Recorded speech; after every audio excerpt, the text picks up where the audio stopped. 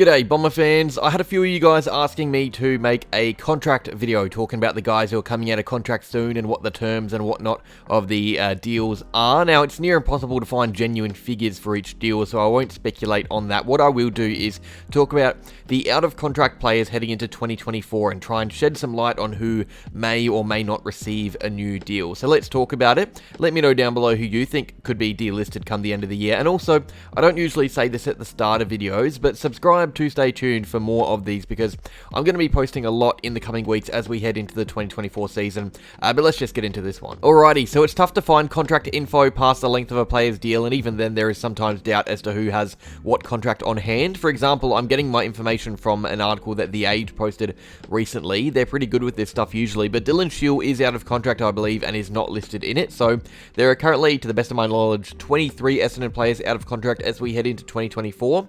That is over half the list. It sounds really bad. It's not a disaster or anything. It's not unusual to have over 20 players out of contract. A few clubs do, but it does mean we have the equal most out of contract squad members of the 18 teams. So there is a lot to be done. Now I think this was intentional. There were a lot of one-year deals last season for players that could have gotten a year longer, all things considered. I think it's so we could make decisions and have Rosa deciding on his squad that he gets to work with for the next few years, because he's obviously taking over from Dodoro.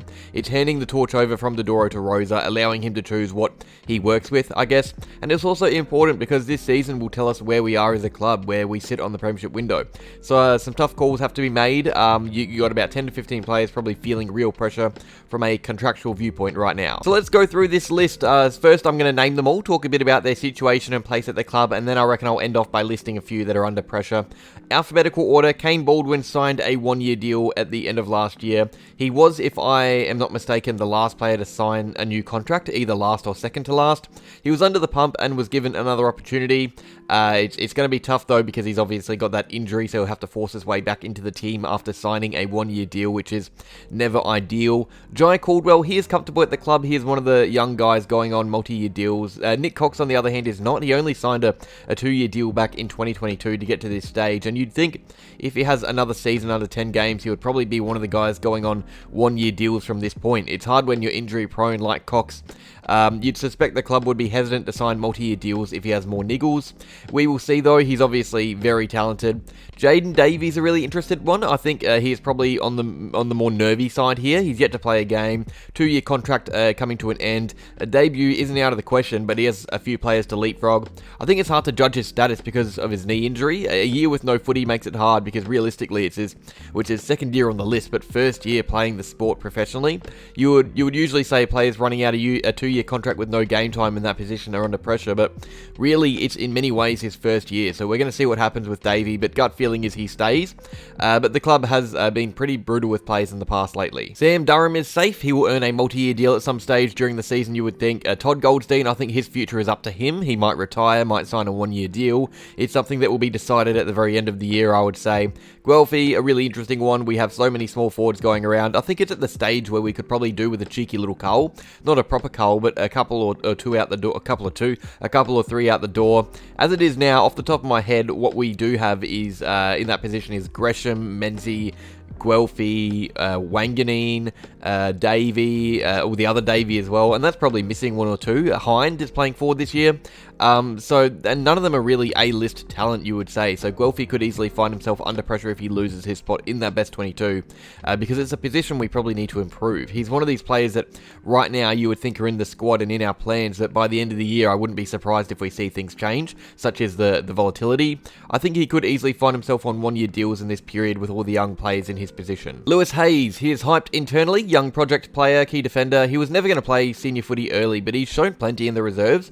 I'd want him to earn a new contract. I say he probably does as well.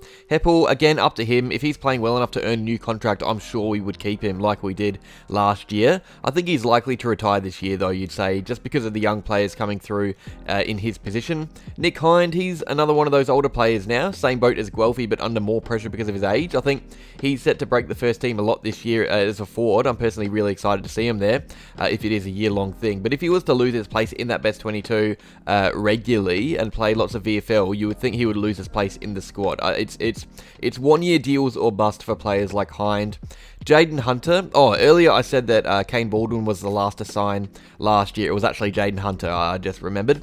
But Jaden Hunter, I think he's done. Year done, career at Essendon, I'd say as well. I think this one speaks for itself. I say it a lot, but a one-year deal is a warning. So if you follow up a one-year deal with a gameless year, you're out the door, even if it's because of injury.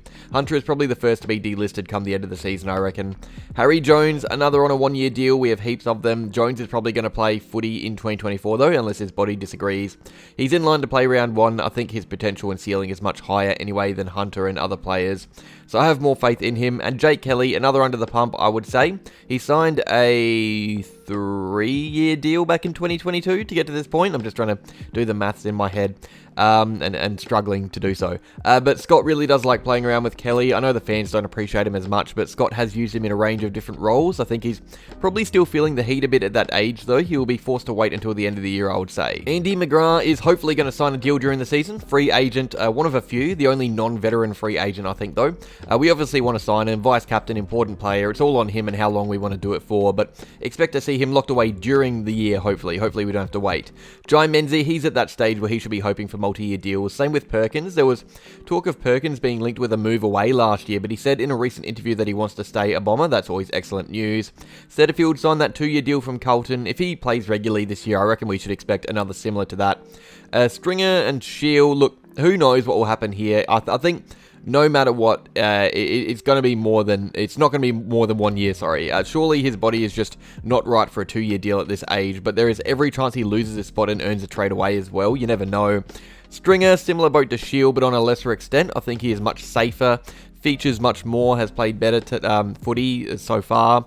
I think a bad year could still see him earn a new contract, unlike Shield. The last few are interesting. Sata should earn a multi-year deal as a top 5 draftee. Vicentini and Wanganeen. It's tough to say for Vicentini, who's a project player, but Wanganeen, I would say, is probably done. He has a lot to do to earn a new deal, and I just can't see him doing it, especially after that injury. And Wiedemann, under pressure, he needs to perform or he is also out the door. He had that 2-year deal from Melbourne, the same as Setterfield. Alright, now last year we delisted 7 players and 1 retired that we probably would have delisted anyway in Tip and Woody. So that's 8 overall. When the year started, there were a few guys that we predicted anyway that we would be delisted, Alistair Lord and Kian McBride. This year, I think we have a couple others like them. We have 3 players I've listed here that are the most under pressure. I was going to do 5, but it was too difficult because our list is a lot deeper than it was last season. But this time round, I would say these 3 guys, I wouldn't be surprised at seeing on the chopping block. Wiedemann is well and truly under pressure. After that end of the year, it just makes sense, and especially with Caddy coming along and Jones hopefully playing more. But the other 2, I think, aren't far off locks. I know things can change quickly, but Hunter and Wanganeen, I wouldn't be surprised to see them earn a new deal. I would be surprised to see them earn a new deal. I wouldn't be surprised to see them delisted. Both injury prone, both well down the pecking order. I think it's probably time up for those guys unless something crazy happens. But that is that. Let me know what you think down below. Name me 3 players that you think will be delisted by the end of the year in the comments. It's going to be really tough this year because of how deep our squad is. If we thought Voss and Montgomery were unlucky last season, it's going to be even worse this time round. Like if you enjoyed the video, subscribe if you're new to the channel, and as always, go Bombers.